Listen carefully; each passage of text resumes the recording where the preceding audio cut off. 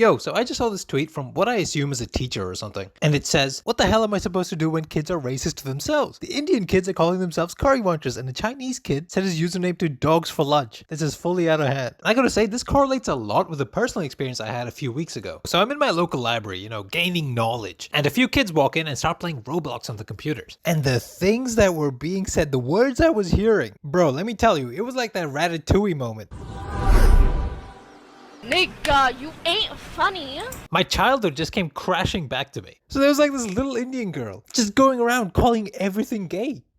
She was like, oh my god, that's so gay. No, bro, don't be so gay. And then she just casually starts dropping a bunch of N-bombs. No hard R, but still. And I was like, hey, yo, what am I hearing from this tiny South Asian person? I was so surprised. Maybe I'm out of touch. But I didn't expect to hear 2009 gamer bro lingo out of a 13-year-old girl in 2023. I was just like, nah, what is this? My virgin Christian ears are not used to this. I thought this was the woke generation. Games ban you for no words now. You can't say slurs in Twitch chat or YouTube comments. I thought gaming culture had moved on, but nope, slurs were just a part of this little girl's daily vernacular. You know what it is? I think maybe we're getting a little bit into that stage where things feel really PC and restrictive at times, and maybe some of the kids smell that as bullshit, so they start pushing back against it a bit. It's funny, I feel like the stuff kind of goes in cycles a bit. Like the Obama years were like the peak gamer bro years as well. There was a black president, and at the time, I feel like the general sentiment, a lot of people just sort of naively believed that actual racism and bigotry was over. But then we had Trump, we had his Muslim ban, we had BLM, there was Charlottesville, there was a lot of reckoning related to racial identity all over again. We had the anti-SJW movement online, and then we had the breadtube movement. There's a video of mine from 4 years ago where I put out the theory that as we try to grow more conscious of our biases and try to become less bigoted or whatever, that casual use of slurs will go out of favor. But then, as the newer generations become more naturally inoculated against being racist, that these slurs will slowly start to creep back again, unintuitively, because racism is no longer as big an issue. So the need for these words to hold any weight lessens. And now I feel like a lot of young people have that Obama era kind of mentality again, which honestly I think is okay. I mean, the world is way less bigoted now. Hey, if we're going back to an era with more edgy humor is back on the table, I'm okay with that. Now obviously you gotta maintain a balance, right? You gotta make sure people are actually joking. You basically just don't go full Sam Hyde and be an actual dickhead, Man, there's just something about Sam I really don't like. And I don't like the fact that other people like him. She had a level 5 GIAT and looked better than Ice Spice, no cap.